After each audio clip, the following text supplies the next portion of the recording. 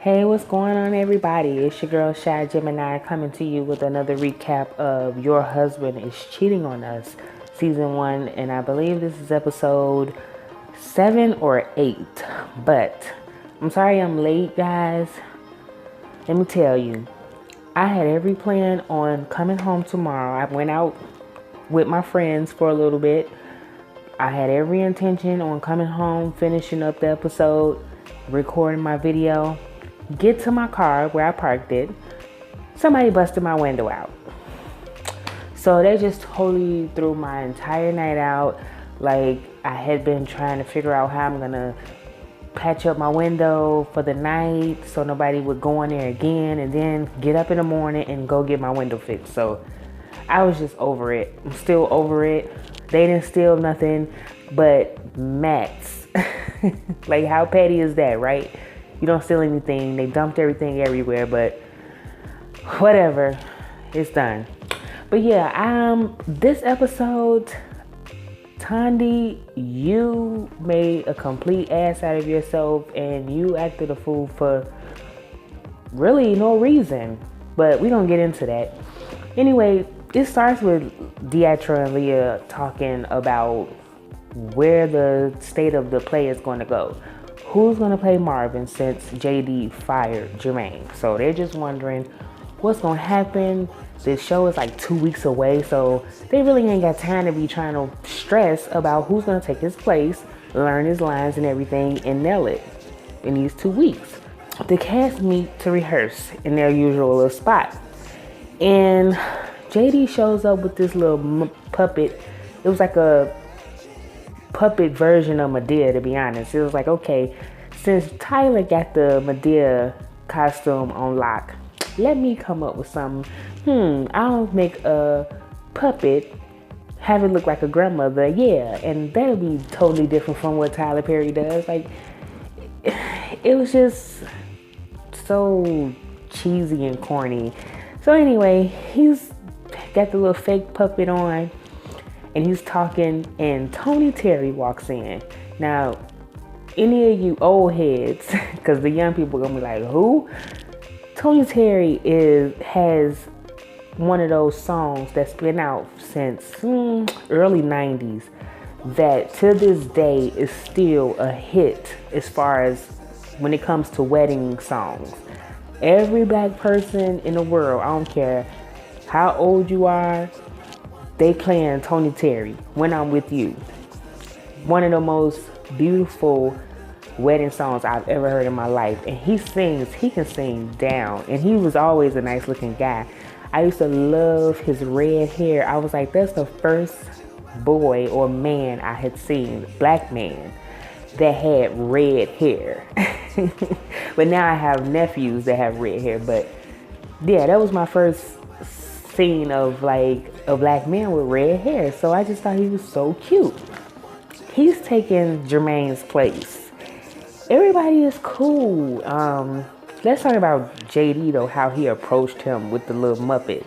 Like, yeah, Tony, ooh, yes. And I'm like, JD, is it the puppet that's coming on to Tony or you? Because he was a little too extra for me. But yeah, he was loving it. Deatra was definitely loving it, seeing him, and I'm like, girl, like, calm down, put it away, because you act like you about to jump his bones. So JD has them to go over the parts, and Tony is killing it. He's going over the lines. He's basically carrying out the lines perfect, like the right emotions. He just seems like he's been there for the longest. He knows what he's doing. So everybody was like, yes, this is like a breath of fresh air. Leo's like, his good job is making me step my game up because he's doing so good. It's making me like, okay, I gotta keep up with him. He's doing good. He's carrying out his lines. He's doing it. So I gotta keep up with him. When they're done, JD was giving his speech and, telling them, this is what's going forward. And now I finally got somebody that I could put on the marquee or on the flyers or something. Kristen, the whole time, when they kept going over to her face, she had this look on her face like she had attitude and she wasn't feeling Tony Terry. Because I'm sure, for one, she has no clue who he is. And two, Jermaine is her buddy, so she doesn't like the fact that he's no longer there. So she's there, like, I don't appreciate the shade. Like let's not shade somebody that's not here and can't defend herself. You're wrong. And I'm like, JD, you let Kristen get away with so much. She talks to you any kind of way and you really don't check her.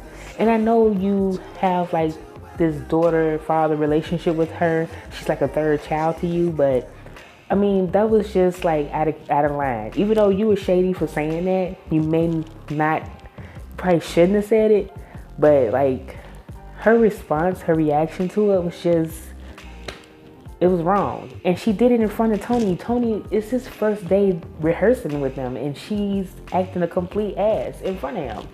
How would I feel if I was Tony, like, oh, so you don't want me here?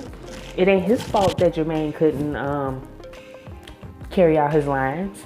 It really isn't. So she leaves and she's in the car crying and being a brat.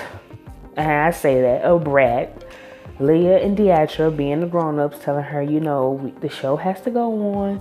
You can't be getting all emotional and stuff like that. Like, calm down before you get your walking papers too. So she finally calmed down. And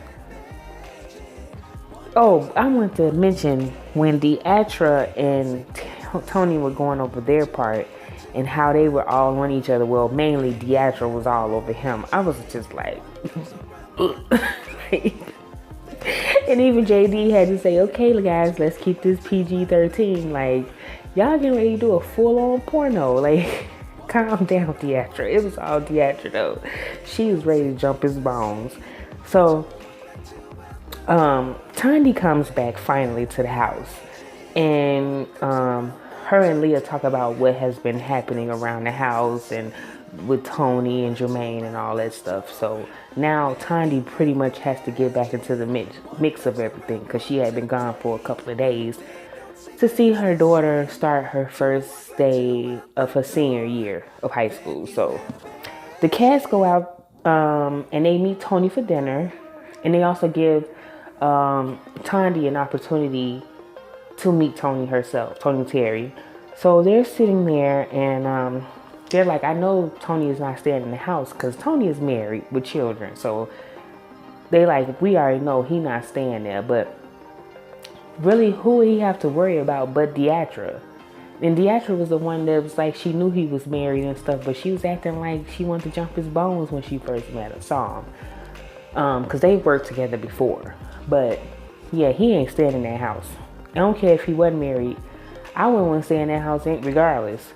So Kristen apologizes to Tony, and I was happy about that, for her wigging out and acting a complete fool in front of him. He was like, no, I totally get it. Like, it's cool, it's fine. Tony seemed like he's a cool dude, like he's mellow.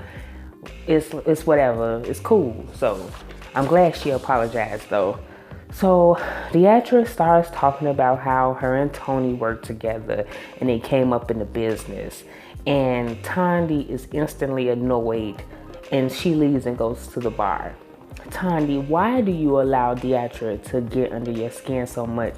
Just act like she's not there. I know she can be annoying, but you just take it a little too far with it. Like, and Deatra doesn't care. The thing is, you're letting Deatra win because Deatra really doesn't care, because she really walks around thinking that her shit don't stink. So she could care less about how you feel about her. Honestly and truly, so you're the one in the end that looks bad for letting her get to you like that. So she walks off, and again, Deatra's like, whatever, honey.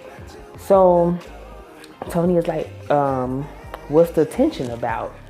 And Deatra really can't explain. I mean, Leah knows she doesn't like her because she feels that Deatra is manipulating Leah, and this newfound relationship that she's trying to build with her is not genuine.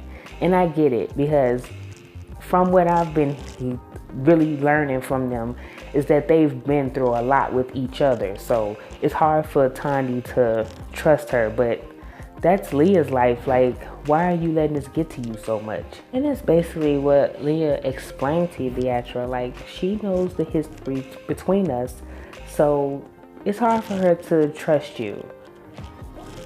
So, but I still feel like Tanya is way too invested. JD, they're meeting again to rehearse.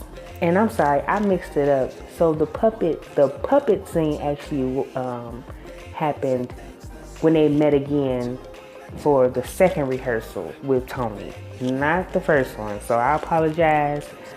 That happened the second meeting.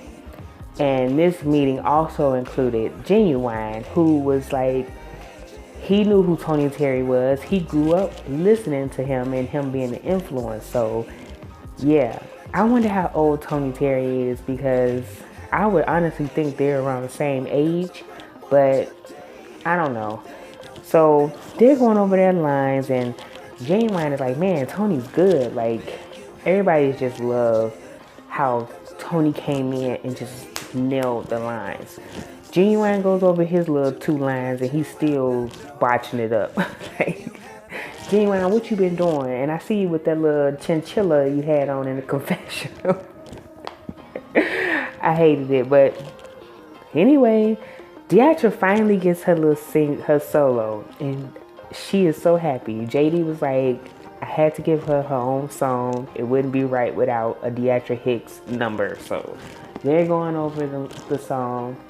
Deatra is a good singer, but honestly, when she does start that, like, I shut down. I completely shut down. But she's a good singer.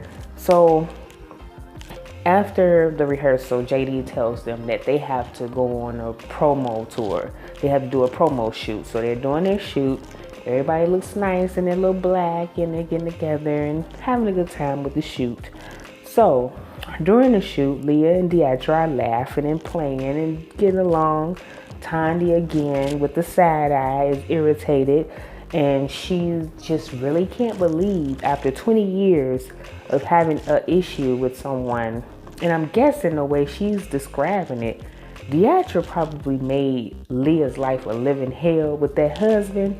So it's hard for her to believe that she's a changed woman, and I get it, but Leah is a very mature woman from what I can see. She can handle it, and I'm almost positive she is keeping her good eye on Deatra. So fall back with that afro, girl. Ooh, I was so mad. Jermaine meets with Kristen, and while they're talking, Kristen is updating him on what's happening with the play and Tony coming in and how he's doing really well, and they finally actually was able to go through the entire play. So she asked him, did he know Tony, or had he met him or talked to him, and he was like, I've heard of him or something. And she was like, you did. He said he talked to you. And I was going to say, Jermaine, why were you getting ready to lie and say that you didn't talk to him when he told the cast that he spoke with you about taking over the play and you gave him his blessing? So why were you getting ready to lie? Jermaine said he already saw the writing on the wall, and that Tony had been in the picture for maybe a week or so before JD even fired him. So JD had already put it in works that he was going to fire Jermaine. It wasn't just a spare moment thing. He already called Tony. He probably kept him there on reserve until he found somebody to replace him. So when he found Tony Terry, he got the green light and fired his ass. So I really believe that's how JD did it. And he hired Terry, and now everything actually is going better. And Jermaine said that he was casted wrong, and I said that in the previous video. Jermaine was not Marvin. From what we saw of this character, he was not Marvin. So I don't even know why JD even thought that he could pull that through. Maybe that was his plan all along, to find somebody, but just have him play the part until he found somebody. I don't know, but he was not no doggone Marvin. So Jermaine said, everything is cool, it's all love, and he's still going to support the play. He's going to come and see it. So I was glad to hear that. And JD probably will hire him again, as he stated before. So they're doing their press run, and Leah, Deatra, Tony, JD, and his annoying daughters do promotion at a church. And they're up there talking, and usually the Chitlin circuit, they go from church to church, because that's who really supports the Chitlin circuit, is the church folks. They go to church on Sunday, they go have something to eat, they go maybe to a buffet, or a Shoney's or a Dusty's or something, eat their little buffet, and then they hop in the cars and go over to the theater to watch the Chitlin circuit. So they went to promote there. After they're done and they're singing at this church or whatever, Leah and Deatra comes to the house, and they're going to actually go out to eat. So Leah and Tandy, Deatra comes into Leah and Tandy's room to talk to Leah and asks, I guess, where they were going or something to eat. So when Tandy comes up to the room, Deatra was asking her, like, what's wrong? Because she just had this stank look on her face, like she was annoyed that she was there. Tandy was like, nothing. Tandy again reiterates that she is not here for Deatra and Leah's situationship, or whatever you call it, they fake friendship all of a sudden. So when Deatra walks out the room, Tandy was like, oh, you going to dinner with your new BFF? And Leah was like, oh, come on, it's not like that. We're trying to make an effort to get along with each other. Tandy was like, what happened at the tour, the church that you all went to? And she said, oh, everything went good. And she's like, Deatra sang, and Tandy started impersonating her, like, everybody does that impersonation. So Deatra comes into back into the room, when Kristen has now joined them in the room. So she's telling Kristen what happened at the church, and Deatra started being on her bragging-ish. Like, yeah, some of them remembered me when I was a kid, and I was when I played in Mama, I Want to Sing. And Tiny was like, oh Lord, here we go. She about to go back to 1985, and she was just irritated because Deatra, you do tend to go back into history. Like, okay, you were the Deatra Hicks, you were the Beyonce of theater. Like, we get it. You don't have to keep reminding us every 5 minutes who you are. So Deatra was like, Tandy is jealous. And I'm like, bitch, where? Like, she's not jealous of you, Deatra. Now, I don't like Tandy's antics, but she is not jealous of you. Trust me. She just can't stand you. And she don't trust you around her friend Leah. She seems like she's very territorial when it comes to her friends. So she don't like you. It has nothing to do with jealousy. Leah says that she's going to eat with Tandy instead because she sees that Tandy is irritated, but she understands why she's so protective of her from Deatra, because she understands and she knows what she went through with her. So she was woman enough to tell Deatra to her face, look, I'm going to go to dinner with her tonight. She hadn't ate anything all day, and I need to talk to her, And Deatra was like, I mean, what is the issue? Like, okay, it's fine, or whatever. So, when they get ready to leave out, this is the mistake that Deatra made. She tells Leah that I'm going to definitely call Diamond and tell her about this. See, that's the trigger that pissed Tandy off, because it kind of does feel like you're using your daughter, like, against Leah. You brought her up for what reason? She wasn't trying to dish you, and she said it to your face. I'm still working on my relationship with you. I'm still your friend. I'm just gonna go out here with her and talk to her. And you bring your daughter in like, yeah, I'm gonna tell her what you did to me. That was foul. You shouldn't have did that, Deatra. You really shouldn't have. Diamond could have been out of this conversation. So Tandy started going off, and she was like bucking up to her like she wanted to hit her. And Deatra was waiting. You could tell she was like, please hit me so I can sue you. Please, please, please. But Leah made sure she kept them apart. And I was so glad of that, because if she would have got to Deatra, she would have hit her. So Leah got the strength of two men and got her out the door finally. And then she comes back in the door because she's still arguing with Deatra. And she's like, come on outside, come on outside. But when they come outside, Tiny was like, you know, I apologize for letting her get me to this point. And I'm like, yeah, why are you letting this woman bother you so much? Why? Ignore her. Deatra be in her own little world. And for that type of personality, the type of person Deatra is, I would just have to let her be, because there's nothing you can say or do to make her change. She is who she is. Don't let her bother you. And even Leah said, I got this. I'm confident in me. I know who I am. If you think that she really believes she's getting the upper hand on me, trust me, she's not. I'm under control. I got this, and I know what I'm dealing with. So if I'm not worried, why are you worried? And you should know, Leah definitely has her senses about her. Deatra is not gonna get the best of her. I can tell she's not. So you got all in the uproar and doing all this stuff for nothing. You looked stupid in this episode. I normally like you, Tandy. I think you're a cool person, but you really showed that it's easy to get the best of you. And it really was for no reason. Like, you was just, everything Deatra did and said, you was getting huffy and puffy. Like, yeah, she is braggadocious, but I mean, brush it off. Like, child, it was too much for me. I'm like, look at her. She going crazy over Deatra of all people. Like, girl, I would have just brushed off. Like, okay. But that was the episode, y'all. It was good. I liked it. I liked this episode. So I will be back next week for another episode of Your Husband is Cheating on Us.